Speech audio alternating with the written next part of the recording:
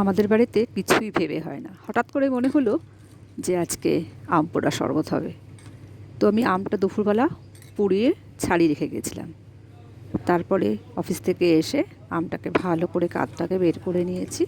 দেখো, আমটাকে ভালো করে কাতটাকে বের করেছি, তার মধ্যে চিনি নুন ভালো করে মিশিয়ে নিয়েছি আর একটু ঠান্ডা জল।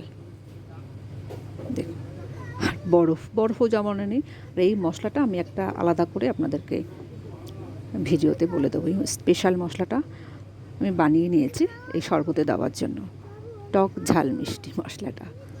তো এই মশলাটা দিলে আম পোড়ার শরবতটা না দ্বিগুণ হয়ে যায়। তো এই মশলাটা আমি কিছুটা দিয়ে নিয়েছি। এবার চিনিটাকে ভালো করে গুলে নেব। আগে থেকে প্ল্যান থাকলে আমি চিনিটাকে ডাস্ট করে নিতাম। তো রেডি আমার আম পোড়ার শরবত, দেখুন।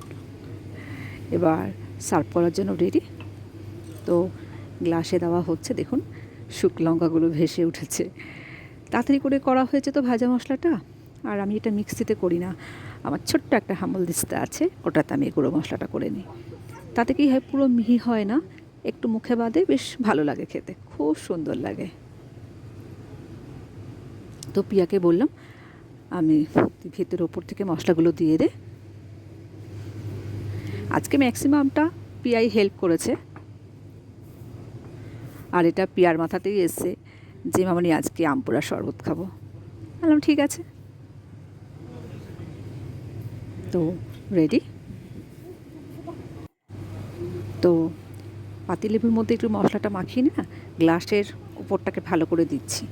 এতে না বেশ খাওয়ার সময় না উপরে একটা আলাদা ফিলিংস, ঝাল ঝাল ঝাল একটু লাগে, দারুণ লাগে খেতে। দেখুন, প্রতিটা গ্লাসে আমি এই পাতিলেবুর মধ্যে মশলাটা দিয়ে একটু মাখিয়ে নিয়েছি। শুধু সোনাইয়েরটাই দেবো না, সোনাই অনেকটাই ছোটো, ওর জন্য আলাদা করে কোনো মশলা দেওয়া হয়নি। যাই হোক, দেখুন আমার কাছে চলে এসেছে। ওফ, শান্তি, দারুণ দারুণ। এভাবে করে দেখবেন চট করে, খুব সহজভাবে, খুব সুন্দর হচ্ছে। যাই হোক, যদি ভিডিওটা আপনাদের ভালো লেগে থাকে লাইক করুন, কমেন্ট করুন, আর হ্যাঁ, প্রচুর পরিমাণে শেয়ার করুন। পাশে থাকুন এভাবে নতুন নিত্য নতুন রেসিপি পাওয়ার জন্য। Bye bye.